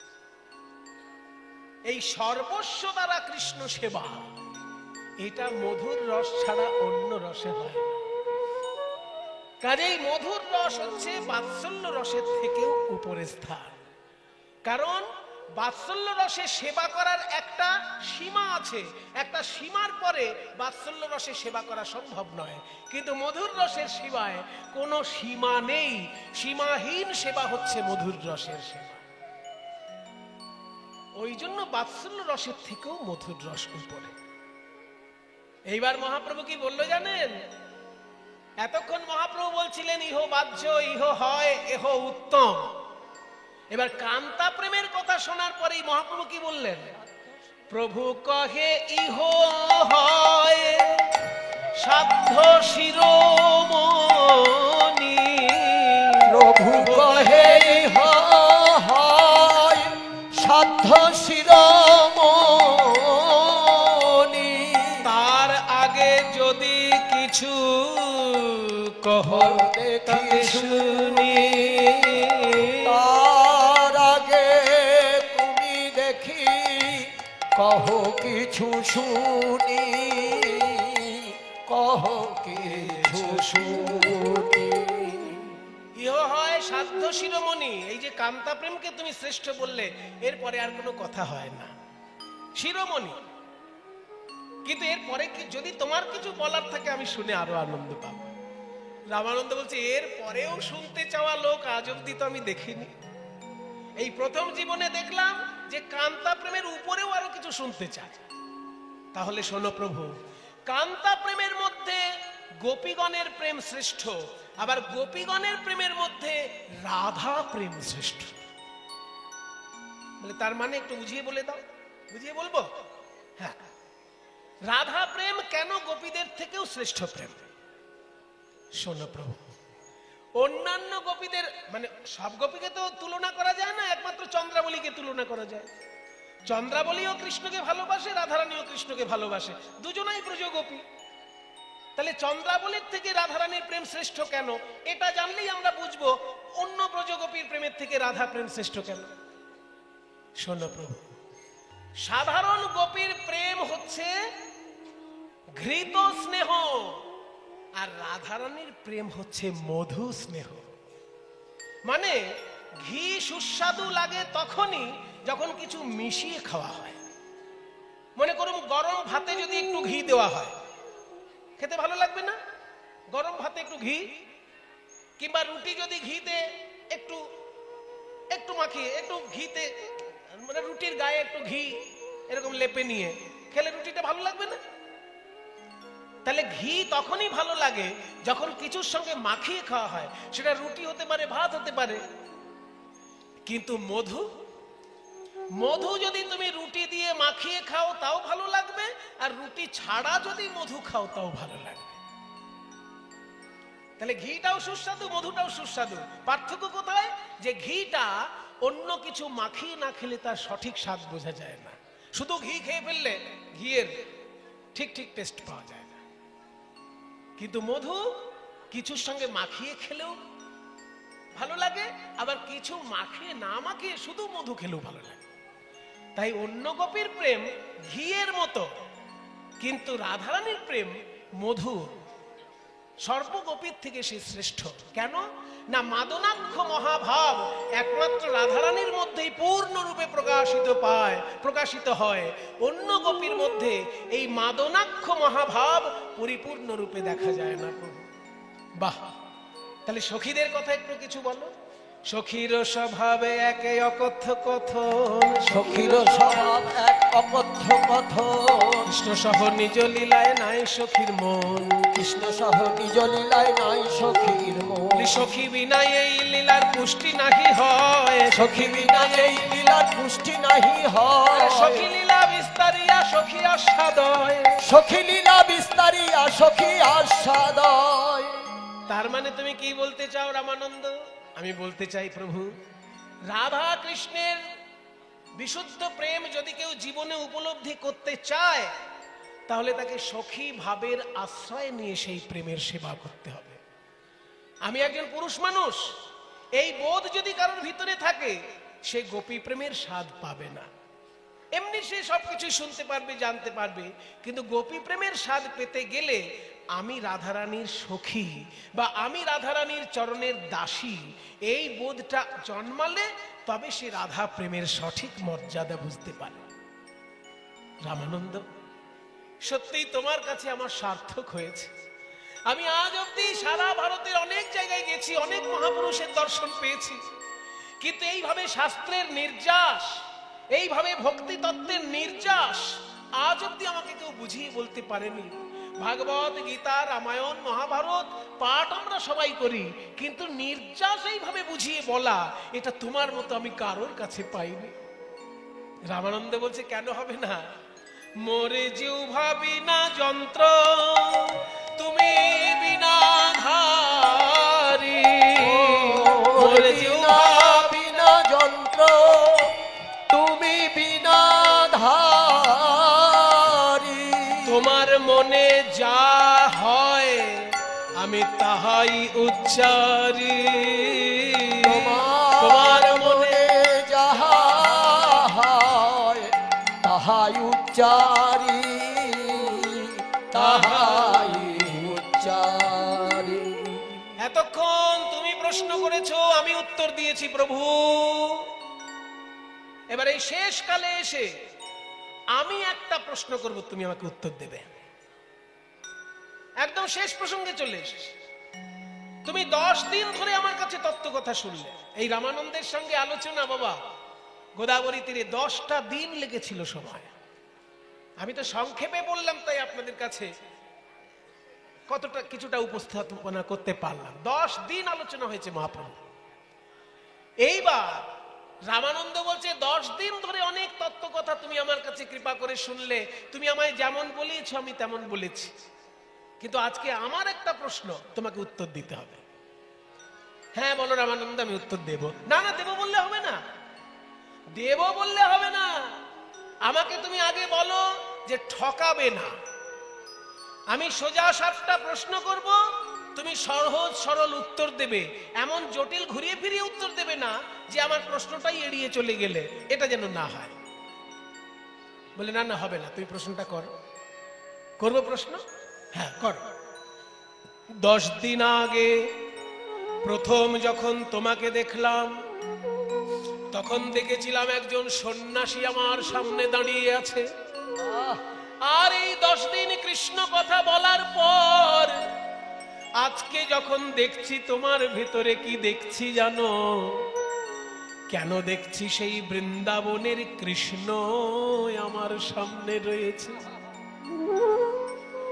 আর সেই কৃষ্ণের সামনে যেন সোনালি পর্দা, সোনালি ওড়না একটা ঢাকা রয়েছে, সোনার পর্দা ঢাকা কৃষ্ণের নীল রূপ কেন তোমার ভিতর দেখতে পাচ্ছি। পহিলে দেখিনু তোমায় সন্ন্যাসী স্বরূপে, পহিলে দেখিনু তোমায় সন্ন্যাসী স্বরূপে, এবে কেন দেখি তোমায় শ্যাম গোপরূপে। প্রভু এবে কেন দেখি তোমায় শ্যাম গোপরূপে।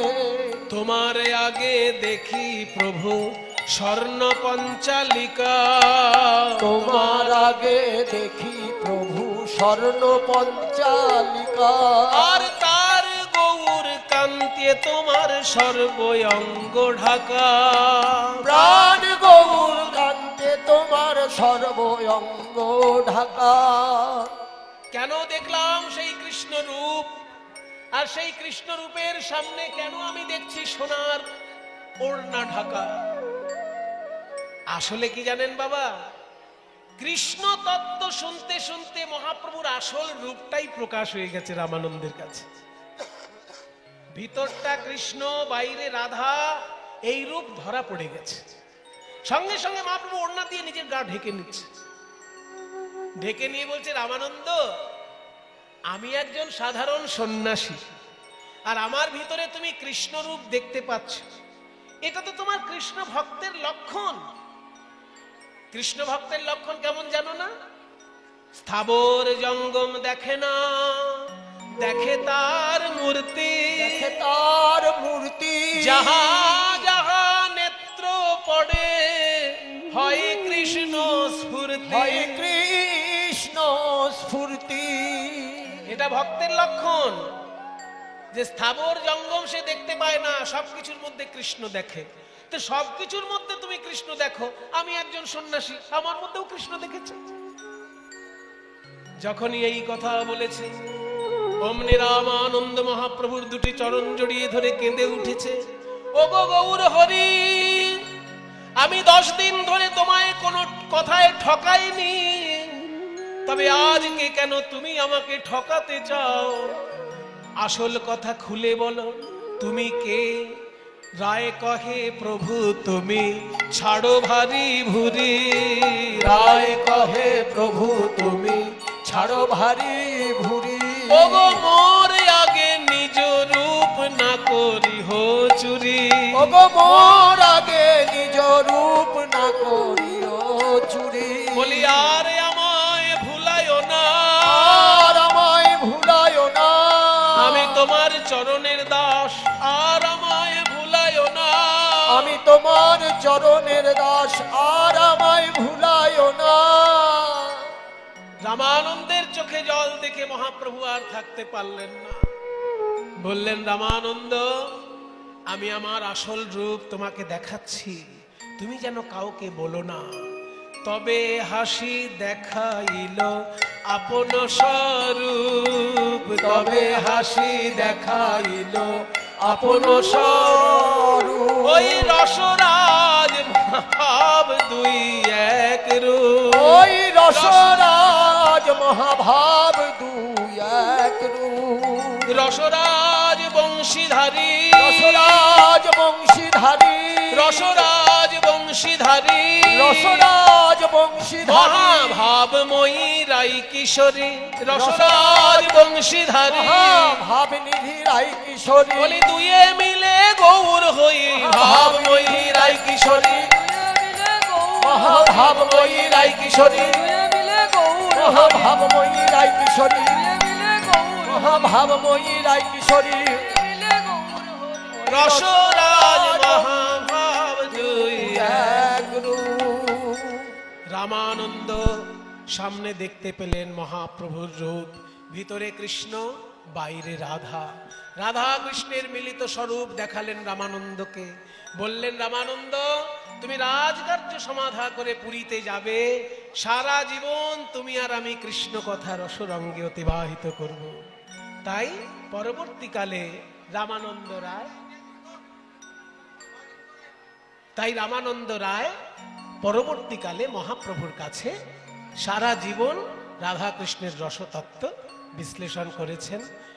চণ্ডীদাস বিদ্যাপতি রায়ের নাটক গীতি কর্ণামৃত শ্রীগীত গোবিন্দ গীত গোবিন্দ স্বরূপ রামানন্দ শনে মহাপ্রভু রাত্রি দিনে গায়ে শুনে পরম আনন্দ।